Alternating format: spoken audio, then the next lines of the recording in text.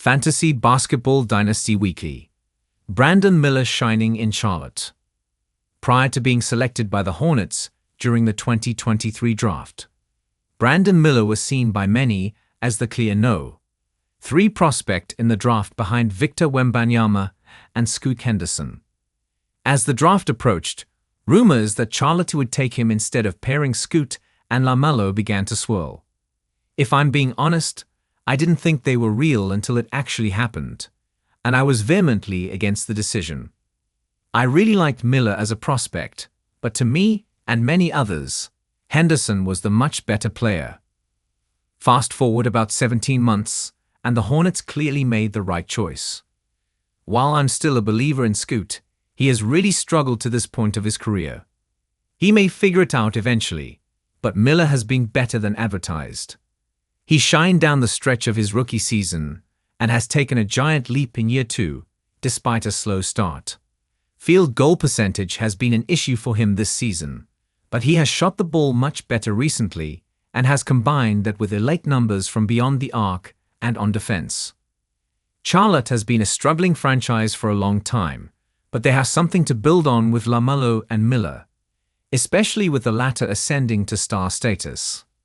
He still has plenty of room to grow, but he has done a few things at a high level, which has resulted in a lot of fantasy success. Miller is currently averaging 19.8 points, 5.3 rebounds, 3.8 assists, 1.5 steals, and 3.6 triples per game. Over the course of a full season, those marks have only been reached a few times. Stephen Curry is currently doing it, and the only other time he did it was during his unanimous MVP season. James Harden did it 3 times from 2017 to 20, which included a first place, second place, and third place finish in the MVP race. Paul George also did it during the 2018-19 season, when he finished third in MVP voting. This isn't to say that Miller should be in the MVP race this year, but it shows that his stat set is unique. He has superstar upside, but in order to get to that level of production in fantasy hoops, Miller will have to improve on his efficiency. His current field goal percentage is 41.6%, which would be the worst of that group despite him drawing significantly less defensive attention than any of the other guys. He isn't on that level yet, but this type of production at his age is an encouraging sign. Shooting/scoring. Last season, Miller only shared the floor with LaMelo a handful of times because Ball was only healthy for 22 games. While guys like Vasilije Micic and Treman did their best to fill the playmaking void, Miller had to create more of his own offense.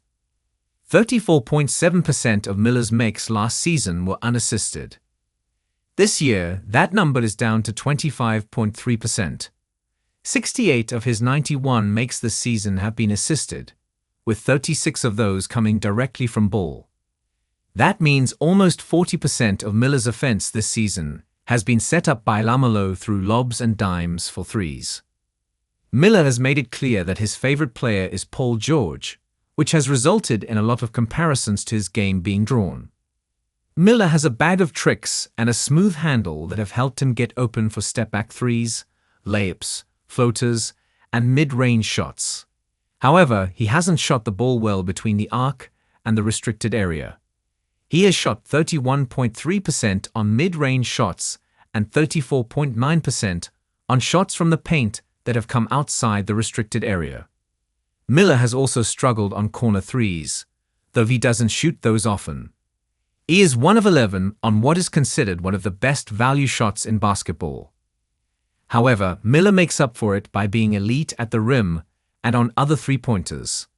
He has shot 70.6% from the restricted area and 40.7% on above-the-break three-pointers. The good news is that 113 of his 219 shot attempts this season have been above the break threes. Miller has taken most of his shots from where he has had success. While he is more than capable of creating his own shot, he has been far more effective when someone is setting him up. He has taken 6.6 catch and shoot threes per game, which is the most in the league, and has made 2.8 of those, which is tied with Derek White for first.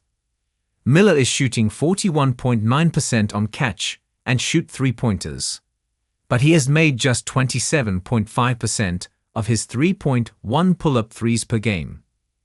His ability to move without the ball and create offense has really stood out to me. He is averaging 1.42 points per possession when shooting off screens, which is in the 89th percentile.